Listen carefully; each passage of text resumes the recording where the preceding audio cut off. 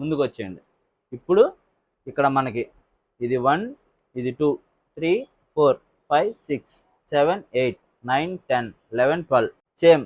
ఈ white colour wheels ఉన్నాయి కదా, ఇది సెన్సార్ అన్నమాట. రన్నింగ్ ఇది తిరుగుతూ ఉంటేనే మనకి దారం అనేది రన్ అవుతుంది. ఇది తిరగకపోతే మాత్రం దారం కట్ అయినట్టు ఆగిపోతుంది. సో అప్పుడు ఏం చేయాలి అనేది తర్వాత చూద్దాం. ఇప్పుడైతే ఫస్ట్ దారం ఎక్కించడం చూడండి. ఇది సెకండ్ది.